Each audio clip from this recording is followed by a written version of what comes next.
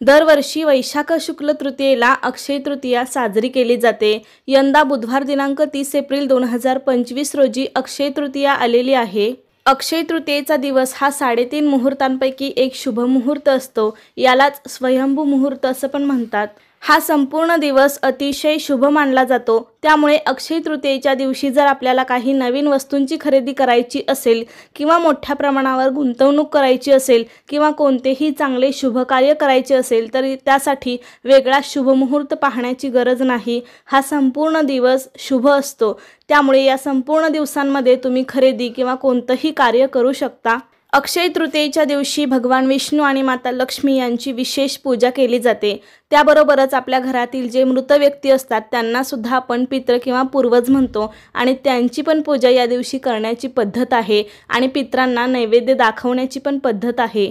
त्याबरोबरच अक्षय तृतीयेच्या दिवशी स्नान, दानधर्म, जप, तप इत्यादी गोष्टी करण्याला पण विशेष महत्त्व आहे। त्यामुळे या दिवशी आपल्याला जमेल तेवढे दानधर्म नक्कीच करावे। गरजूंना आवश्यक वस्तूंचे दान करावे। यामुळे आपल्याला अक्षय पुण्य मिळते। अक्षय म्हणजे कायमचे आपल्याला पुण्य मिळते। तर आज आपण या अक्षय तृतीयेच्या मुहूर्तावर घरातल्या लक्ष्मीने या दिवशी काय काय कामे करायची आहेत ते आपण पाहणार आहोत। कारण या दिवशी जर आपण आपल्या घरासाठी काही चांगली कामं केली तर आपल्या संपूर्ण कुटुंबाला त्याचं अक्षय पुण्य मिळतं। या दिवशी आपण ज्या काही गोष्टी करतो तर त्या कायमस्वरूपी आपल्या सोबत राहतात, त्या कधीही संपत नाही। कारण अक्षय या शब्दाचा अर्थच असा आहे की ज्याचा कधीही क्षय होत नाही।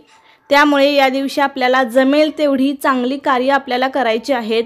या दिवशी आपण आपल्या घरासाठी जे काही कराल त्याचा आपल्या संपूर्ण घरादाराला, कुटुंबाला फायदाच होणार आहे। आणि हो, महत्त्वाचं म्हणजे तसं तर घरच्या लक्ष्मीनेच सर्व कामे करावी असं अजिबातच नाहीये। घरातील सर्व मंडळी मिळून घराची कामे तुम्ही करू शकतात।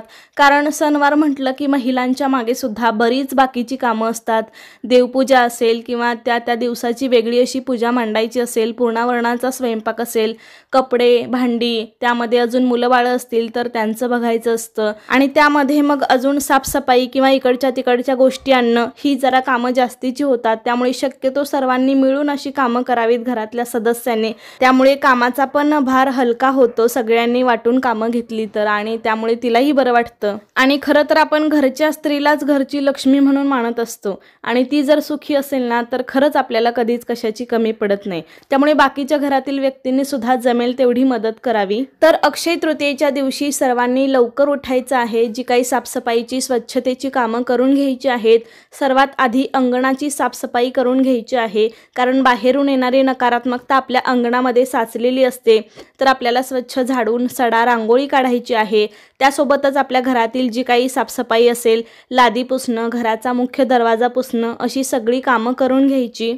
त्यानंतर आपल्याला स्वच्छ स्नान करायचं आहे। या दिवशी पवित्र नदीमध्ये स्नान करणं खूप पुण्यकारक मानलं जातं।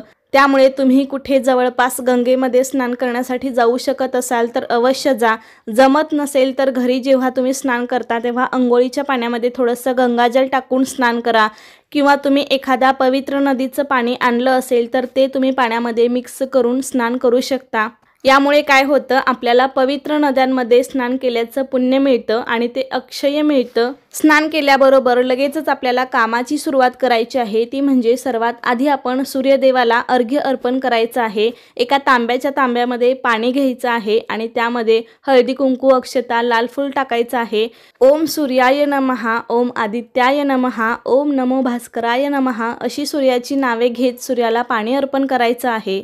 तसं तर दररोज स्नान केल्याबरोबर आपण सूर्यदेवाला पाणी अर्पण केलं पाहिजे। पण जर दररोज तुम्हाला जमत नसेल तर तुम्ही अशा शुभ दिवशी तरी सूर्याची पूजा किंवा सूर्याला पाणी नक्की अर्पण करा। या दिवशी सूर्याला अर्घ्य देऊन आपण दिवसाची सुरुवात करायची आहे। कारण आपल्याला अक्षय स्वास्थ्य लाभावं। कारण सूर्याची पूजा केल्याने आपल्याला निरोगी आरोग्य, चांगलं स्वास्थ्य आणि उत्तम तेजाची प्राप्ती होते। सूर्यदेवाचा आशीर्वाद प्राप्त होतो। त्यामुळे आपलं आरोग्य निरोगी राहतं। त्यामुळे या शुभ आणि पवित्र दिवशी सूर्यदेवाला जल अर्पण करून सूर्याची पूजा नक्की करा। कारण या दिवशी आपण जे काही करेल ते आपल्यासोबत कायम अक्षय राहतं, म्हणजेच त्याचा कधीही ऱ्हास होत नाही। त्यामुळे अर्घ्य अर्पण करून जर आपण पूजा केली तर सूर्यदेवाचा आशीर्वाद आपल्याला नक्कीच मिळेल आणि तो कायम अक्षय राहील। त्यानंतर सांगायचं झालं तर अक्षय तृतीयेचा दिवस हा पूर्वजांचे ऋण फेडण्याचा दिवस म्हणून पाळला जातो।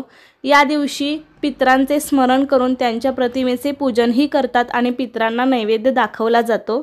तर अक्षय तृतीयेला पितरांची पूजा कशी करायची याचा व्हिडिओ मी कालच आपल्या चॅनलवरती पोस्ट केलेला आहे।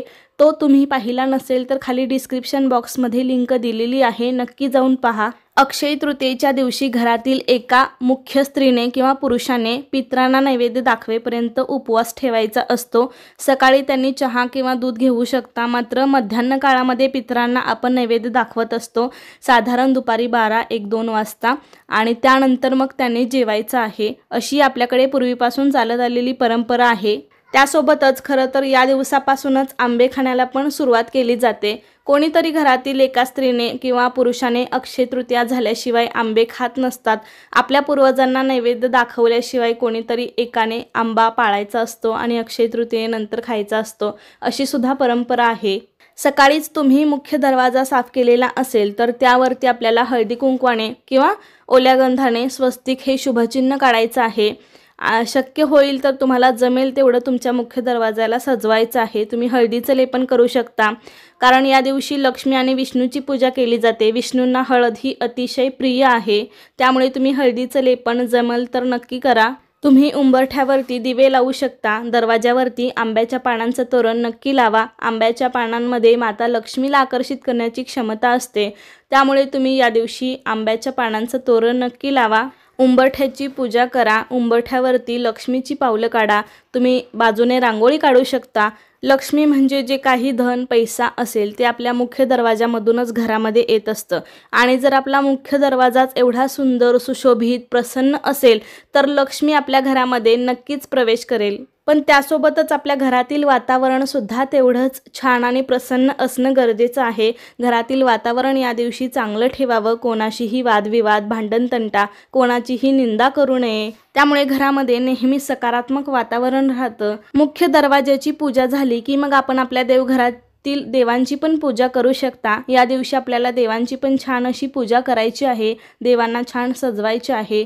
तुम्ही देवांना पंचामृताने अभिषेक करू शकता। जमलं तर माता लक्ष्मीला लाल फूल अर्पण करा आणि भगवान विष्णूंना तुळशीपत्र अर्पण करा, कारण या दिवशी भगवान विष्णू आणि माता लक्ष्मीची पण विशेष पूजा केली जाते। तुमच्याकडे जर श्रीयंत्र असेल तर त्यावरती कुंकुमार्चन नक्की करा। माता लक्ष्मीची सर्वात आवडती सेवा म्हणजे कुंकुमार्चन। श्री सूक्ताचं पठण करत आपल्याला माता लक्ष्मीच्या मूर्तीवरती किंवा श्रीयंत्रावरती कुंकुमार्चन करायचं आहे, किंवा तुम्ही लक्ष्मीचा एखादा मंत्र पण म्हणू शकता। त्यामुळे तुम्ही केलं तर त्याचं अक्षय पुण्य तुम्हाला मिळेल। त्यासोबतच तुमच्याकडे कवड्या असतील तर त्या कवड्यांची पण पूजा तुम्ही या दिवशी नक्की करा। माता लक्ष्मीला कवड्यासुद्धा अत्यंत प्रिय आहेत। या दिवशी अक्षय तृतीया आहे आणि खरेदीसाठी हा दिवस अत्यंत शुभ असतो, त्यामुळे तुम्ही कोणतीही वस्तू खरेदी केलेली असेल, अगदी इलेक्ट्रॉनिक असेल किंवा देवघरातली कोणती वस्तू असेल किंवा कोणतीही वस्तू असेल, तर या दिवशी त्याची पूजा करा आणि मगच ती वापरायला सुरुवात करा। त्यासोबतच या दिवशी आपल्याला आपली गॅस शेगडी आहे ती सुद्धा स्वच्छ करून गॅसची पण पूजा करायची आहे। यामुळे आपल्याला माता अन्नपूर्णेचा आशीर्वाद मिळेल आणि आपल्याला अन्नधान्याची कमतरता कधीच भासणार नाही, त्याचं अक्षय पुण्य आपल्याला मिळेल। कारण असं म्हणतात ना की या दिवशी केलेली कोणतीच गोष्ट क्षयाला जात नाही, ती आपल्यासोबत कायम राहते। त्यामुळे या दिवशी ना अक्षय पात्राची सुद्धा पूजा करायला सांगितली आहे, जेणेकरून आपल्याला अन्नधान्याची कधीही कमी पडणार नाही। त्यासाठी आपल्याला तांब्याचा तांब्या घ्यायचा आहे, त्यामध्ये तांदूळ किंवा गहू भरायचे आहेत आणि त्याची पण आपल्याला पूजा करायची आहे, म्हणजे अक्षय पात्राची पूजा करायची आहे।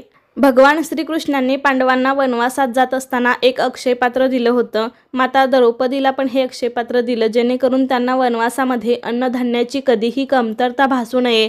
त्यासाठी हे अक्षय पात्र तेव्हापासून आजपर्यंत भरलं जातं। अक्षय म्हणजे ज्याचा कधीही क्षय होत नाही, त्यामुळे अक्षय तृतीयेच्या दिवशी आपल्याला असं अक्षय पात्र भरायचं आहे, जेणेकरून आपल्याला अन्नधान्याची आपल्या घरामध्ये कधीच कमतरता भासणार नाही। या दिवशी जरी आपल्या दारामध्ये कोणी आलं तर त्याला रिकाम्या हाताने कधीच पाठवू नका, काही ना काही त्याला खायला द्या किंवा अन्नदान पण तुम्ही करू शकता। त्याचं अक्षय म्हणजे कायमस्वरूपी पुण्य तुम्हाला मिळेल। उलट आपल्या दारामध्ये कोणीतरी आले आणि त्याला आपण अन्नदान करू म्हणजे एक प्रकारचं ते दानच आहे आणि त्याचं आपल्याला पुण्य नक्कीच मिळेल, कारण देवाच्या पण रूपात एखादा मनुष्य येऊ शकतो आणि ते आपल्या लक्षात येत नाही। त्यामुळे या दिवशी अन्नदान नक्की करा। या दिवशी कुणाला कर्ज देऊ नका किंवा कोणाकडून कर्ज घेऊ पण नका, कारण ते पण अक्षय टिकून राहतं। या दिवशी किंवा सायंकाळच्या दरम्यान सुद्धा जेव्हा लक्ष्मी येण्याची वेळ असते तेव्हा पण पैशाची देवाणघेवाण करू नका। या दिवशी आपण पक्ष्यांसाठी सुद्धा एखाद्या मातीच्या गाडग्यामध्ये पाणी भरून ठेवा, त्यामुळे त्यांचा आत्मा पण तृप्त होतो आणि आपल्याला पण त्याचं अक्षय पुण्य मिळतं। अशा प्रकारे या दिवशी आपल्याला जमेल तेवढी चांगली कार्य करायची आहेत, सगळ्यांशी चांगलं वागायचं आहे, जेणेकरून ते आपल्या कायम सोबत राहील, त्याचं अक्षय पुण्य आपल्याला मिळत राहील। त्यामुळे तुम्हाला पण जमेल तेवढं चांगलं नक्कीच करा। तर कसा वाटला तुम्हाला आजचा व्हिडिओ मला नक्की सांगा। आवडला असेल तर लाईक करा, जास्तीत जास्त लोकांपर्यंत शेअर करा आणि असे छान व्हिडिओज पाहण्यासाठी आजच आपल्या अन्वीज मराठी कॉर्नर या चॅनेलला सबस्क्राईब करा। धन्यवाद।